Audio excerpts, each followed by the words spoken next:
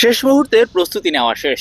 বুধবার নির্ধারিত 2 ঘন্টার প্র্যাকটিস সেশনে টাইগাররা 1 ঘন্টা কাটিয়েছে ক্যাচিং প্র্যাকটিসে, আরেক ঘন্টা তারা ঘাম ঝরিয়েছেন জিমে। শুধুমাত্র সাকিব আল হাসান ছাড়া বিশ্বকাপের স্কোয়াড আর ট্রাভেলিং রিজার্ভের সবাই এদিন গা গরম করেছেন ফিল্ডিং এবং জিমে।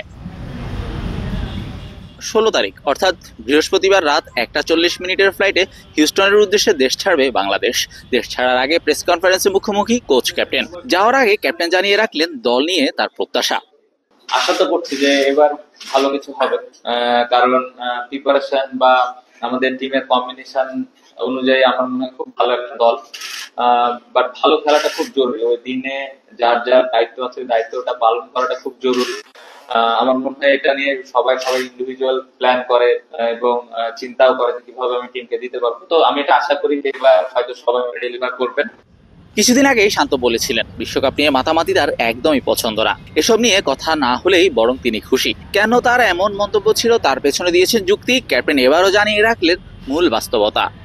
আমার মনে হয় যে আমি যে কথাটা বলেছিলাম তারপরে কিন্তু বাংলাদেশের সবাই প্রত্যাশা করবে, যেটা খুবই স্বাভাবিক, এবং আমি নিজেও প্রত্যাশা করি, আমাদের টিমের প্রত্যেকটা প্লেয়ারই প্রত্যাশা করে যে আমরা অনেক ভালো ক্রিকেট খেলবো। বাট আমার মনে হয় যদি আমরা সুন্দরভাবে একটা ছোট ছোট প্ল্যান নিয়ে আগাই যে গ্রুপ স্টেজটা আমরা কিভাবে পার করব, তাহলে কিন্তু আমাদের প্ল্যান করাটা সহজ হয়।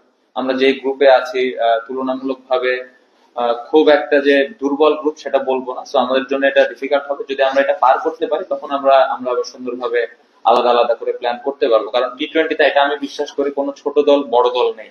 তো পার্টিকুলার ডেতে যদি আমরা ভালো ক্রিকেট খেলতে পারি তাহলে অবশ্যই যে কোনো দলকে হারানো সম্ভব। বিশ্বকাপ মিশনে নামার আগে হিউস্টনে আমেরিকার বিপক্ষে 3 ম্যাচে টি-20 সিরিজ খেলবে টাইগাররা। বিশ্বকাপ শুরুর আগে ভারতের বিপক্ষে খেলবে একটি প্রস্তুতি ম্যাচ। এরপরই শুরু হবে টুর্নামেন্ট 8 জুন টেক্সাসে শ্রীলঙ্কার বিপক্ষে ম্যাচ দিয়ে। শাহরিয়ার শাওন, স্পোর্টস বাংলা।